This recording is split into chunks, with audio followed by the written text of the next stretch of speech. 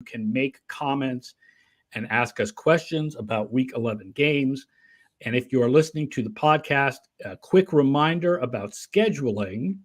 Next week, because of Thanksgiving, we will be doing our shows on Monday and Wednesday, not Monday and Thursday. So next week, Monday and Wednesday. Okay.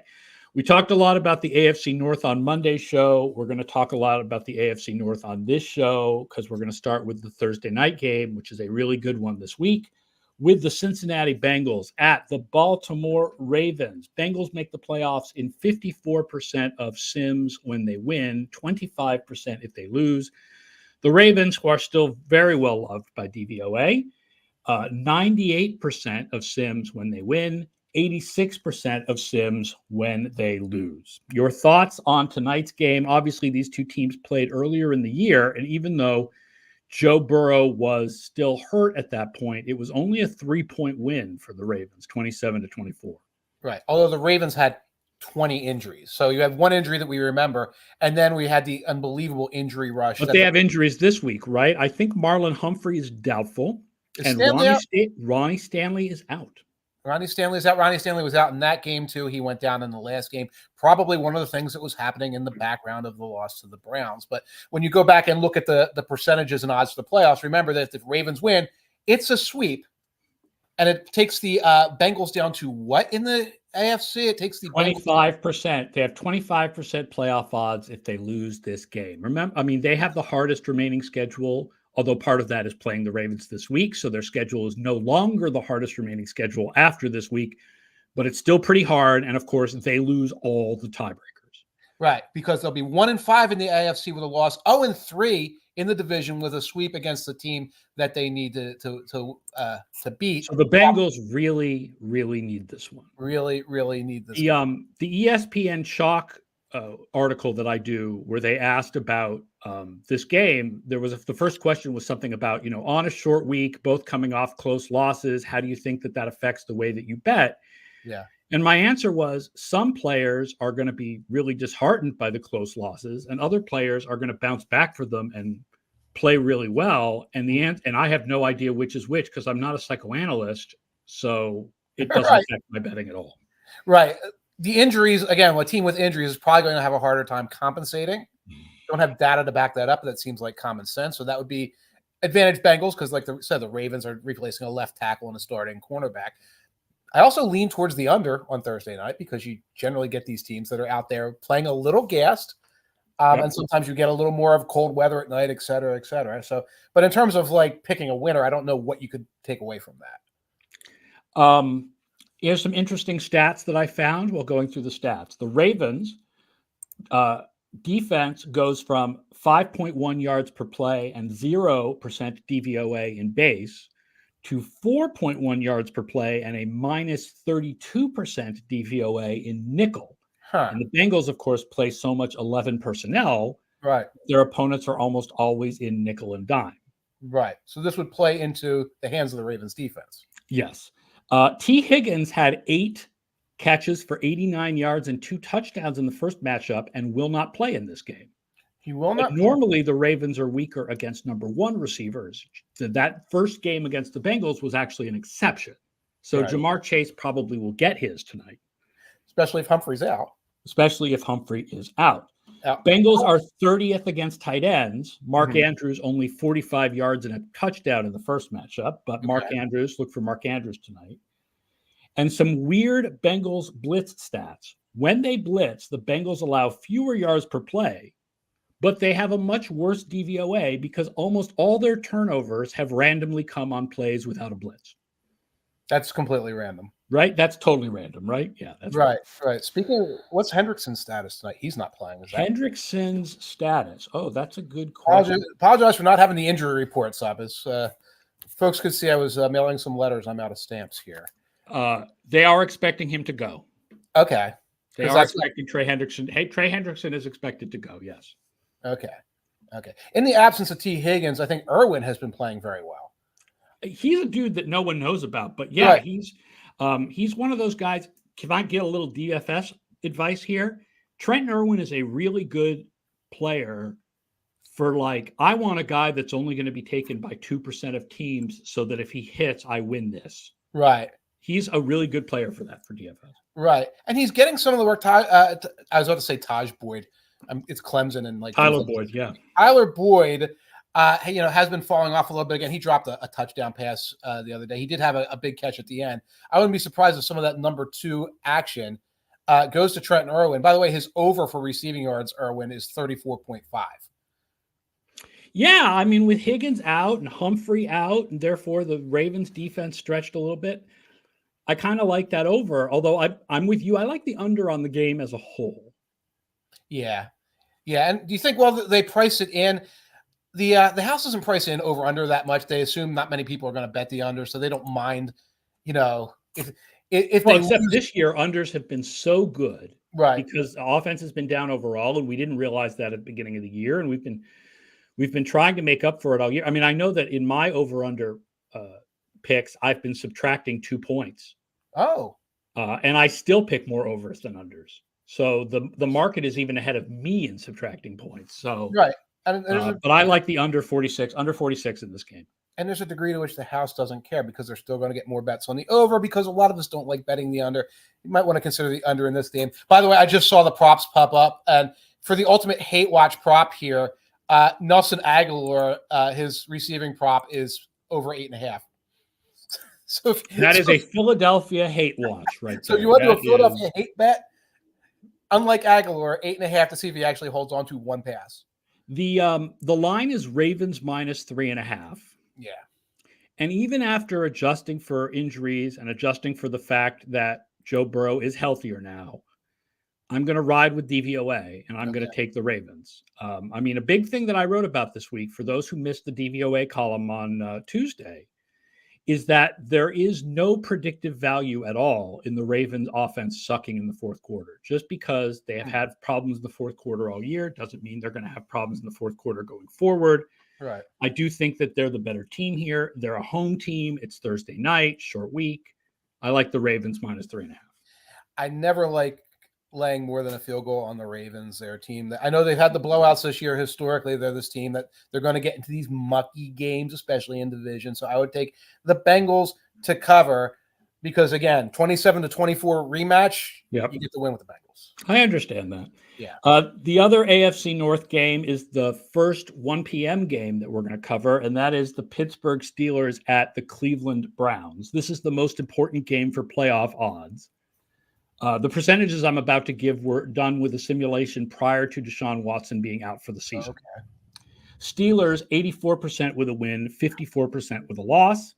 Browns, 93% with a win, 70% with a loss. Again, not adjusting for Dorian Thompson-Robinson. And Bill Houston says, would we agree that the Browns are the surprise team of the first half of the season? And what are they going to do with Watson? First of all, I'm going to answer your first question. I think clearly the biggest surprise team of this year is the Houston Texans. Yes. Okay. Right? Like we predicted Cleveland to be a top 10 team. I think we had them 10th. We thought their offense would be better than this, but we knew their defense would be improved. We didn't think their defense would be this good, but we knew it would be improved. So the Houston Texans are absolutely the surprise. I mean, what's surprising about Cleveland is that the offense has been so bad, right, and the defense so good, but nothing is as surprising as Houston. What do you think happens with Deshaun Watson? I mean, they're stuck with him, right? He's the quarterback next year. Yeah, they're stuck with him. Let me see if I have the numbers, the salary cap hit. So dead money in 2024, if they somehow release him, would be $200 million. He would eat up about 70% of their salary cap next year. That is a lot of dead money. That's a lot of dead money. So they're going to run him out there in 2024. They're going to push some of his base salary, which is give me 1 second, $46 million next year. They'll turn as much of that as they can into bonus money. They'll prorate that over the next 4 years afterwards. But they're robbing Peter to pay Paul at this point because they've already got $18 million in proration they can't touch. So they're going to keep kicking the can down the road, trying to get that one donut hole window where Watson makes them a Super Bowl team. And if it's not next year, and remember, next year they're already going to have some trouble with cap elsewhere. If it's not next year, it's never going to happen. Yeah. These are the top two defenses on first down. Okay. But the Steelers dropped to 23rd on second down and 18th on third down, whereas the Browns defense is good on all the downs. I would have thought the Browns would have this exceptional third down defense, considering how They're just good on all the downs. The Browns Okay. are just good on the Browns defense is pretty much just good everywhere. right. The Steelers should not. Pat Freiermuth should be back in this game. Okay. The stats suggest they should not bring 2 tight end sets back with him Okay. because they struggle from 2 tight end sets this year with minus 31% DVOA. The Steelers want to blitz DTR. Yes. 5.1 yards per pass with a blitz, 7.3 yards per pass without a blitz this year.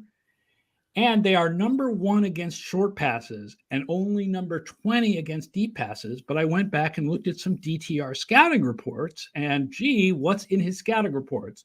Below average on deep passes. Right. So I don't think DTR is the right guy to take advantage of the weakness on the deep passes for the Steelers. No, he's like peppery scrambler guy.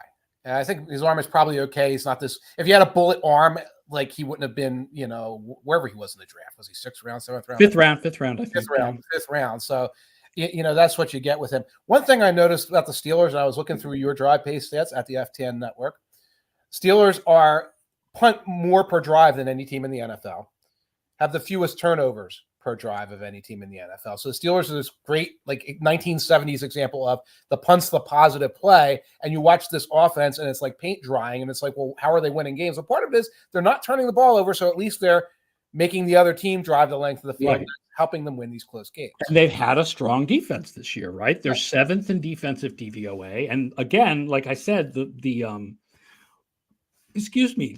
numbers seem to suggest that they're a really good matchup against the Browns because they're going to blitz DTR. He's not good at the deep passes. And another thing is the Steelers defense is much better in base this year than nickel. But with a rookie quarterback, do you think the Browns are more likely to spread it out a lot, or they're more likely to try to run the ball a lot and keep their more of like 12 personnel, which will keep the Steelers in base where they're better this year? So I feel like this is not a good matchup for the Browns. Right. I get the feeling they're going to try to pound the rock a little bit. I'm sure they're going to try and pull some trick plays out. They're going to put Elijah Moore in weird positions, et cetera, et cetera. The Browns are going to be in manufacturing offense mode and probably in not turn the ball over mode in the hopes that they're going to get turnovers from Pickett and get a win. The line is Browns -1 with a very low total of 33.5. I'd go over. Yeah, the system likes over. I mean, part of it is, listen, our system likes over on the really low lines and under on the really high lines. It's just, there's just a natural, like, central tendency built into the regression that created the over-under predictions. So it likes the over in this one. But I don't feel like the Steelers' offense is completely useless. And I do feel like there's an interesting chance for defensive touchdowns from both teams in this game and field goals. So I like the over 33.5. Steelers +1. I feel like this is not a good matchup for the Browns. I feel like I'm surprised by the decision to go with DTR rather than PJ Walker. I just don't think this is a good matchup for the Browns. I agree. This is not DTR's first start. Teams have had a look at him. Teams also had a look at PJ Walker, who is kind of an inexperienced scrambler guy. I know he played a bunch of games for the Panthers in the past. So they know what the Browns probably want to do. So I don't think the Steelers are going to get caught off guard in this one. I like the Steelers too. All right, let's look at another 1 p.m. game. And again, a reminder that if you watch us live at 11 a.m. on Monday and Thursday mornings, you can make comments and ask questions. I know this one doesn't have a lot of playoff ramifications, but it is a game between 2 500 and over teams. The Raiders at the Dolphins at 1 p.m. Now, the Raiders only make the playoffs in 15% of our sims if they win and 3% if they lose, as they are 29th in DVOA. The Dolphins, 90% if they win and 70% if they lose. Here's a wild stat that I found from doing analysis of this game and matchups. Tua Tagovailoa has no turnovers against the blitz this year. Really? Yeah, it's kind of random, right? But still kind of interesting. When he fumbles a snap, are they sure whether or not the opponent? No, I don't think that counts as blitz or right, because it's like the guys are coming out anyway because they saw a fumble. Tua is the number one quarterback in the league in passes over the middle, which is not a surprise because that's what the Dolphins did last year too, right? Like they pass over the middle all the time. Raiders are 30th in defense over passes, over the middle passes, and dead last in the short middle area of the field. So that is not a good matchup for the Raiders. I just want to point out right now the Raiders' victories are Broncos at the beginning of the season when the Broncos were completely disheveled, Packers, Patriots, Giants, Jets. Like, you got a 5-win team here. Let's not get carried away with who they beat. Yeah. They've been vultures picking everybody who's vulnerable during the course of the season. So we got a lot of stats here. I don't think anyone's saying, boy, the Raiders, are they for real? Underlying stats, 7th for Miami DVOA, 29th for the Raiders. And then all these matchup stats look better for the Dolphins. The Raiders defense is 18th overall, but 31st on third downs. Wow. Which also looks good, right? So Dolphins third down over the middle all day long, right?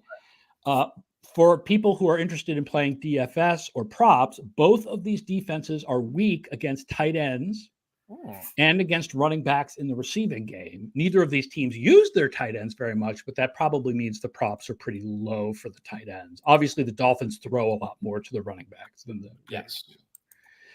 Useful Title says, can you talk me out of taking the Dolphins in a survival pool? And the answer is no. No. Just take I believe this is the biggest line of the week. It is the biggest line of the week. I'm guessing survival pool means it's just straight up. And let's look at the Dolphins schedule coming up. They got Jets, Commanders. I wouldn't take them against the Commanders. They're very spoilery. Use the Dolphins against the Titans later on? I don't know. After that, it's Jets, Cowboys, Ravens, Bills. The Dolphins are useless, assuming you can only use a team once. So it's a 13.5 point line. Yeah.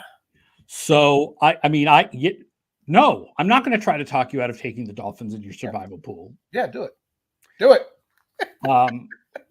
But I would take the Raiders plus 13.5. I'm probably steering away from this game. If Josh McDaniels was coaching, I would definitely take the Raiders because he'd start kicking field goals at the end to make the score look decent. I think Antonio Pierce is going to be like, well, screw it, go for it on 4th and 15, etc. Because what do you got to lose? Try and keep the locker room. Try to show what you could be as a head coach. And when that happens, it kind of happened in the Lions against the Jaguars last week. When a team actually tries at the end and goes for 4th and 20 or whatever, they're not going to cover those big spreads. They're going to fall further behind most of the time. Yeah.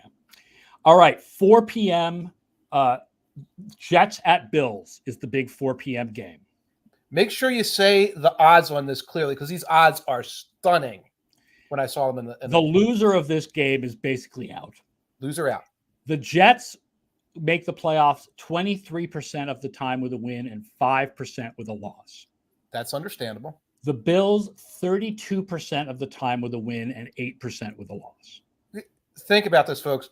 With a win, the Bills only have a 32% chance of the playoffs. Their schedule is really hard the rest of the way. If you look at the Bills' schedule the rest of the way, after this game, it goes at the Eagles, bye week, at the Chiefs, home against the Cowboys. And they still have at the Chargers and at the Dolphins near the end of the season as well. The Bills' schedule is hard. Like, listen, I have driven the Bills bandwagon since the preseason. I am off it now. Thank God. Super Glucose says, my only question this week is why does DVOA love Josh Allen so much? First of all, every advanced stat loves Josh Allen this year. Second of all, he had a bad game last week. So there's a little bit of recency bias when you're like, Josh Allen bad? Well, yeah, Josh Allen last week was bad. Until last week, Josh Allen was, crazy as this sounds, the most valuable quarterback in the league this year. Oh, my God. The problem, right? We talked about the problems with the defense. We talk about how that creates worse field position, right. Bad fumble luck, recovery luck for the Bills. All advanced stats love Josh Allen's season. He is not, despite a few gunslinger turnovers, he is not the reason why the Bills are bad this year. Now, Bill Houston says, are the Bills officially in panic mode? Yes. And was Dorsey scapegoated? And I think the answer is yes. And Okay. I'm not sure. I talked to Doug Farrar a little bit over text last night, and he was like, why does DVOA love Josh Allen so much? I looked at their offense, and it looks like what he compared it to was the Mike McCarthy offense from the last couple of years of Mike McCarthy in Green Bay, where receivers would end up in the same place. And the route combinations were very stagnant, and it really just depended on Aaron Rodgers to do a lot of stuff. What I said in back was, I feel like Allen is constantly throwing, because he said something about Allen making passes to the opposite hash mark. And I'm like, I feel like Allen does that a lot. There are a lot of passes that require Allen to go to the opposite hash mark or throw across his body, and he can make those throws. Right. But they're not as safe as other throws. I feel like there aren't as many safe throws for him, and there's a lot of just looking for Diggs and Kincaid because they don't have the complementary receivers, and he doesn't have the trust of the complementary receivers that it's funny because it reminded me a little bit of the latter Rodgers with LaFleur offense, where in the first quarter there was all this quick game, which often didn't amount to a whole lot. First of all, Allen leads the NFL in completion percentage, or I think he did entering Monday night. I don't know if he does anymore.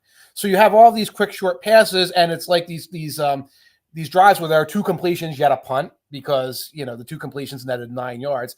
And then when the game starts to matter, it's a YOLO ball thing, where it is Allen going out there and either making miracle plays or throwing interceptions. That demonstrates probably a friction, at least between head coach and coordinator, possibly between head coach, coordinator, and quarterback. And that's one of the things that we look at. The statistics, like Josh Allen, Lord knows my threads and Twitter feed love Josh Allen this week. Someone there said either Dorsey has to fix this or go. And I listened to that a little bit. They say, you know what I'm saying? Now, here's some stats from the FTN data that would counter what we're talking about. MLB Dream is one of the FTN people, and Frank Brank apparently just from FTN data just posted this. Josh Allen has thrown into tight coverage only 17% of the time, which is dead last in the NFL for a quarterback with at least 200 attempts. It feels like he's throwing into tight coverage a lot more, but that would suggest that they are getting open guys for him, and he's not playing hero ball as much. And he has a 4% interception-worthy throw rate, which is tied with Kenny Pickett and Justin Herbert. So he's had bad luck at which of his interception-worthy throws turn into interceptions.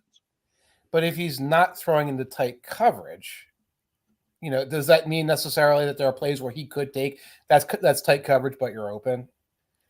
I'm not sure. I'd have to go back and look, but it suggests that Dorsey was manipulating receivers open because Allen was throwing to open guys, or guys who are more open at least. Right. And I think there's also a thing where Allen has had these amazing streaks of looking phenomenal mixed in with a couple of games where he has looked really wild, like the Jets game at the beginning of the year and this game. And I'm guessing that if we went and looked at the first 3 quarters against the Patriots, for example, it'd be wild. There are times here where he seems like he's off the map a little bit. He's out of pocket a little bit. And I get the impression that McDermott said enough's enough, and to shake things up, he pointed at Dorsey. Not because they had 12 men on the field, et cetera. I think that's one of these internet theory things. That this has been brewing for a while, and he felt like there was a need to shake this up. And you can't shake up Josh Allen. He has a $200 million contract. Bill Houston says the Bills are yet another team saddled with a bad contract, Von Miller, and their Super Bowl window could be closing. They're actually saddled with a number of expensive contracts. And if you look at their cap, this was it. This was the last year, and things went wrong. Between injuries and luck, things went wrong this year, and this was the last year. It's not the end because Josh Allen is so good that the fact is they're going to have a second window, right? Yes. They're going to need a year or two to clean this up, and then there'll be a second Josh Allen window. But this is the end of the Allen and Diggs window. Oh, it's the end of the Allen and Diggs show, certainly. And Diggs' contract is a mess because they restructured to make room. So if they turn at the end of the season and say, Diggs seems a little upset and he wants to move, his contract is going to be very hard to move. A couple of matchup stats here. The Jets defense drops to dead last on 3rd and short and 25th on 3rd and medium. So you have to make sure you get those yards against them on 1st and 2nd down, which are hard to do. But if you get the yards against them on 1st and 2nd down, you can convert the 3rd downs. Wow. Not to mention that the Raiders were matriculating, especially in the second half of that game. That could be a defense trying to be too perfect. It's like, oh, it's 3rd and 3. We got to get a stop here because our offense isn't going to help. And then you give up 20 yards. We saw the fake tush push. I don't know what you can do about that, but that might be sort of overselling to try and make stops. The Bills' defense is not as good when they blitz. So they should not blitz Zach Wilson. They are better when they do not blitz. I'm trying to remember how much of what they did on Monday night, because another one of the things on Monday night, it's hard to remember back 10 weeks ago to a specific 10 weeks ago, and it's hard for me to remember 3 days ago or 2.5 days ago when I watched the replay. But one thing is the Bills defense is taking it on the chin for Monday night. 2 turnovers, they got the ball in field goal range, held them to field. Yeah, the defense has been the problem for the last few weeks, but it was not the problem this week. Was switched, right? The Bengals game, it switched. It was the offense that was the problem, not the defense. But over the longer term, it's the defense that's been the problem, not the offense. Right. I don't know if I'd blitz Zach Wilson. He can escape a little bit. You're giving him an excuse to try and scramble up a play, make him stand back there and make decisions. One other interesting special teams advantage: the Jets are number 1 and the Bills are number 22. Stink. The Bills have special teams, not just the 12 men on the field. There was a long return by Mims. There have been problems like that throughout the season with the Bills special teams. Line is Bills -7. Ooh. With an over-under of 40. Okay. The system is mostly don't bet. If I had to choose, I guess I'm still a little bit feeling the Bills bandwagon. I guess if I had to choose, it's at the Bills. I would say Bills -7, but my advice would be don't bet. Yeah, I'm either Jets and they're going to turn this into, well, maybe they lose 14-9 type of thing, or it's going to be a thing where the Bills get their frustrations out. And I don't want to keep trying to bet that, but if I bet this, I'm going to tease it to someplace crazy and say Bills are going to win by 2 touchdowns because this is going to be like their, oh my God, coaches are getting fired. We're getting, it's make or break game, and say, let's get the money line up to +250 or something like that with a big spread. All right. The last game we want to cover is the night game. That is the Vikings at the Broncos. Vikings make the playoffs in 88% of the time if they win and 68% if they lost. I never would have seen this coming. And the Broncos are pretty much done 10% of the time if they win and 3% of the time if they lose. But the Broncos defense has improved to 9th in DVOA over the last 5 weeks, which is 4 games.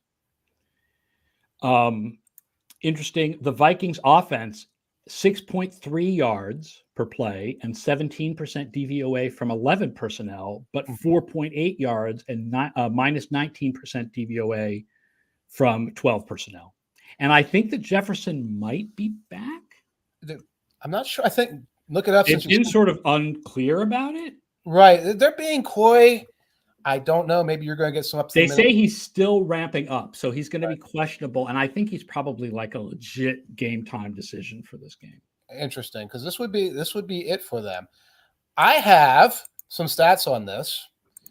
The number 1 team in the NFL in penalty differential, so penalty yards versus opponents' penalty yards, is the Minnesota Vikings at +260. And by the way, they were also really good at that last year. They were number 1 last year at +270. Yeah. So it's even more extreme this year. Now, I was teasing it. It's going to be for an article in the Messenger. 100 Ways from Sunday, looking for any indication that this was anything but luck. It's luck. Okay. It's just luck. Random luck that happened to hit 2 straight years. Right. Is it 2 straight years? Which is a Vikings thing to happen. They're not particularly great at avoiding false starts or drawing pass interference or any other things that you could say are skill. But the number 3 team, the Jaguars are number 2. The number 3 team in penalty differential is the Denver Broncos at +179. Among other things, Russell Wilson has drawn 5 pass interference penalties. I mean, not pass interference, roughing the passer penalties. Oh, wow. Okay. Yes. And their opponents are they've got more opponent penalty yards than anybody in the NFL. So, again, opponent penalty yards, you probably are looking at a lot of luck here because it's not like you can maybe you can draw them off sides once in a while. That's not really something. Yeah, but for the most part, opposing penalty yards are very random. So that's one of the hidden things why these 2 teams are sort of in the conversation right now is because of all this. Some blitz stats, because we know the Vikings like to blitz a ton. Oh God, yeah. They're still better without a blitz, which is crazy because they blitz so much. But the defense in recent weeks, just like everything, has been better. Mm-hmm. Their pass defense has improved blitzing in recent weeks. The Broncos offense has a lower DVOA with a blitz, but more yards per play because with a blitz, they have a lower success rate and more turnovers, Right. but also more long plays. That's how a blitz is supposed to work, where you So do it is. occasionally give up the gashes, but you bring in all these sacks and turnovers, and that's why you make the risk. By the way, the rate of blitzing for the Vikings right now is 49%. I lost it when I was going here. It's still unbelievable. It's still the highest in the league. Right. Highest in the league, and one of the highest in like the last 5 or 6 years. Scott Meredith wants to know if Russell Wilson can turn into the next Craig Morton, or will he just be the next Trevor Siemian? Next, Rich Gannon? No, because Gannon was the opposite, right? Gannon was doing nothing as a low-round draft pick, and then he came on in his 30s. Right? So the question about Russell Wilson is we know it's high. His career starts high, and then it dips last year. Is that a one-year dip, or does he bounce back and become, if not the Russell Wilson of old, still a pretty good quarterback? And I think that the jury is still out on that. Yeah, I mean, he looked better on Monday night than some of the games where he looked good statistically. Afterwards, when you watch the game, you're like, no, there was, a lot of goofiness at work here that helped with that. He looked pretty good overall on Monday night. And the same thing as the Jets-Bills game. There is a big special teams discrepancy here. Broncos. The Denver special teams are number 2, and the Minnesota special teams are number 31. And Denver has a history of having bad special teams once you adjust for altitude, because they have a habit of not replacing bad punters and kickers because they see the numbers at altitude and think they're fine. Right. But instead this year, they have average kicking and great returns from Marvin Mims. And I wouldn't be surprised to see Marvin Mims rip a big one against the Vikings. That makes sense. I'm stunned. I haven't been paying attention to the Vikings special teams because usually the story of Vikings close wins is their special teams making a contribution.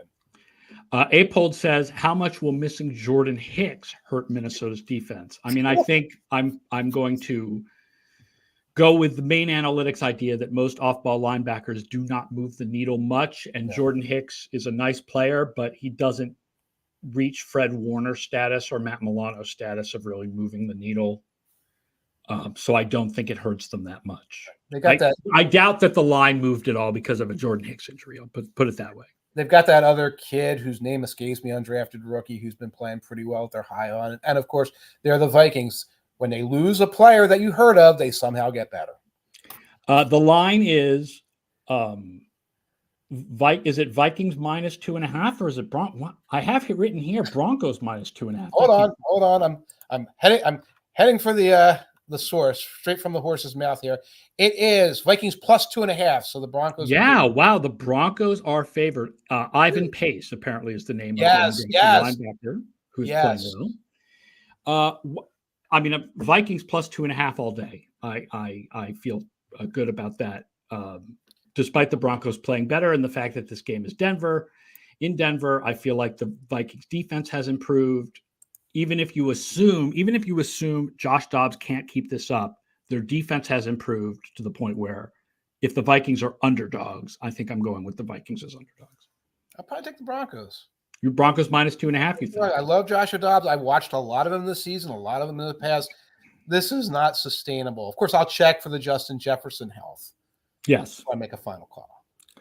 All right. That does it for today's show previewing Week 11. We'll be back on Monday at 11 a.m. Eastern to talk about Week 11 and preview the really good Monday night game, which is the Super Bowl rematch between the Eagles and the Chiefs. I have a feeling that Monday's show is going to dedicate a lot more time to a Monday night preview than we usually dedicate because that is one heck of a good game.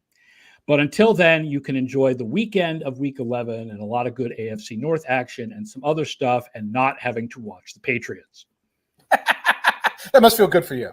Yeah, feels good. Not watching the Patriots this week. All right, that does it, folks. Thank you again for watching, and we will talk to you on Monday. Have a good weekend, everybody.